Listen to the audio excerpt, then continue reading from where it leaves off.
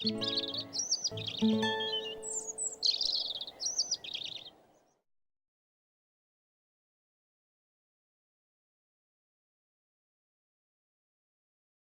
from Yellow Springs, Ohio, to support trying to get the UN to make some decisive decisions on trying to reduce global warming.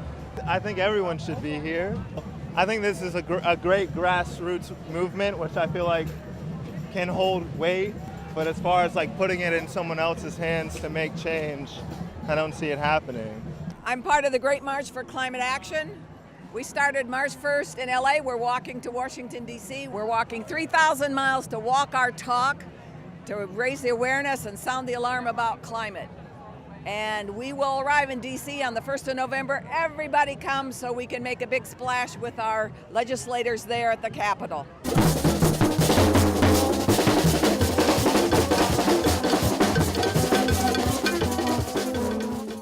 I think it's important for people to realize that a lot of people care about the environment because it's our home economically, environmentally, biologically. It's a win-win situation that everybody can focus on and everybody can benefit from. And we have to let people publicly know in a very large way, in a very effective way, that this is something that needs to be addressed as soon as possible. I'm mostly here because I'm worried about my future. I'd like to have a world that I could bring kids into. I'd like to have them have a world that I can be proud of to leave to them.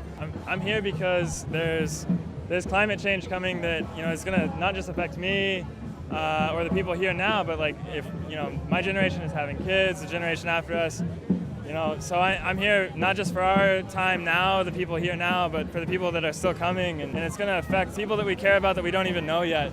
I don't really remember a time in my life where I wasn't worried about this kind of stuff. On your plate. All the fight against climate change begins on your plate. Organic, not planet. Primary thing we need to do is work on our energy mix so we don't get stuff like the tar sands coming in from Canada. We don't need this stuff, and we're harvesting increasingly dirty fuels in an attempt to maintain our current lifestyle when we have the capability of switching over to something better. Especially in Canada, there's a lot of people that feel really disenchanted with government's choices to expand the tar sands and to expand pipelines throughout pristine rainforests. I'm from Utah. There's a lot of tar sands and a lot of fracking going on, and I've worked with water quality in the Great Salt Lake area, and it's just, there's a lot of problems, and I feel like we need to do something about it.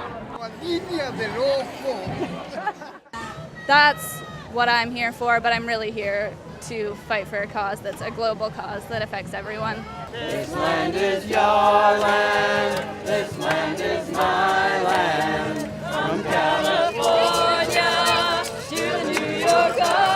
Going back to Germany every summer, traveling, we see solar panels and wind turbines everywhere.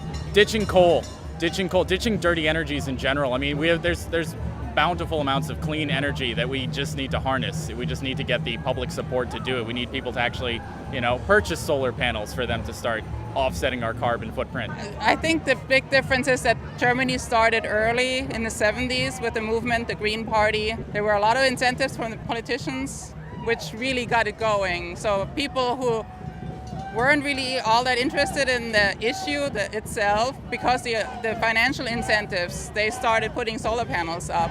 I'm hoping that the officials from the different countries that are gathering here within the next couple of days will make some decisions that will have some serious impact on their country's levels of emissions. I hope that the people that are making policies and decisions can see this and see how many people really care about protecting our resources, our environment. This is something that really, really needs to be focused on, and things need to change.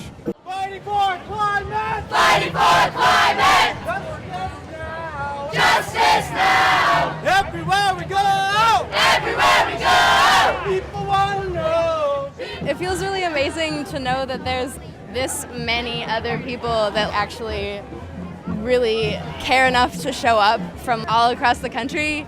I don't know, they're coming from so many different perspectives, and everybody has so many such varied messages that are all really important, and I don't know, it's really exciting.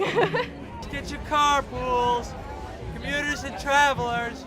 Sharing a ride takes a car off the road, cuts your carbon footprint in half right away. reduces traffic on the roads, make new friends. If you travel a long distance or travel with the same person every day, you can save a lot of money. I don't ever see myself owning a car or living in an excessively large house.